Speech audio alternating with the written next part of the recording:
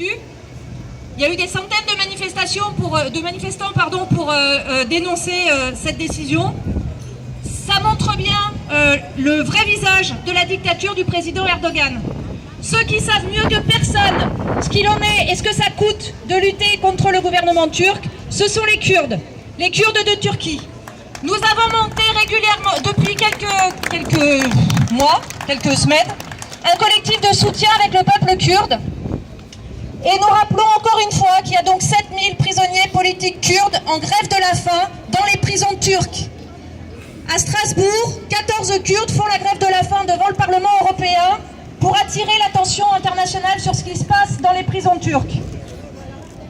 Et pour poursuivre l'initiative de la députée Leyla Güven, qui elle est en grève de la faim depuis le 7 novembre. Elle est dans le coma, elle risque de mourir d'un jour à l'autre et personne n'en parle et tout le monde s'en fout. Ça n'est pas possible. Le silence tue. Il faut briser le silence qui tue.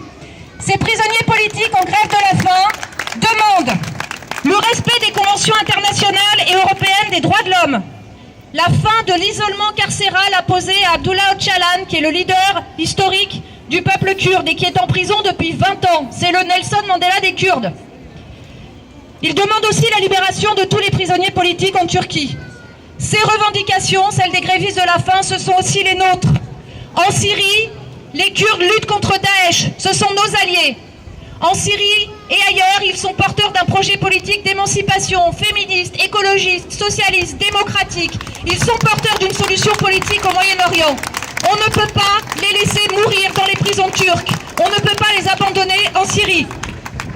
Nous exigeons que les Nations Unies, les institutions européennes, la Cour européenne des droits de l'homme et le Comité européen pour la prévention de la torture exigent de la Turquie l'application de la Convention européenne des droits de l'homme qu'ils ont signée, garantissent le respect des droits fondamentaux des prisonniers politiques, mettent en place une délégation internationale indépendante pour une mission d'observation afin de rendre visite à ces prisonniers politiques. Le collectif de solidarité avec le peuple kurde s'est monté autour du Centre démocratique kurde de Montpellier avec toute une série d'associations, de partis politiques qui estiment que ça ne peut plus durer, il faut briser le silence. Vous pouvez faire des choses, vous pouvez signer la pétition de soutien aux grévistes de la faim, elle est sur le tract qu'on vous a distribué. Vous pouvez écrire au Comité européen de prévention contre la torture. Il faut faire pression sur le gouvernement français, pression sur les institutions européennes et briser ce silence qui tue.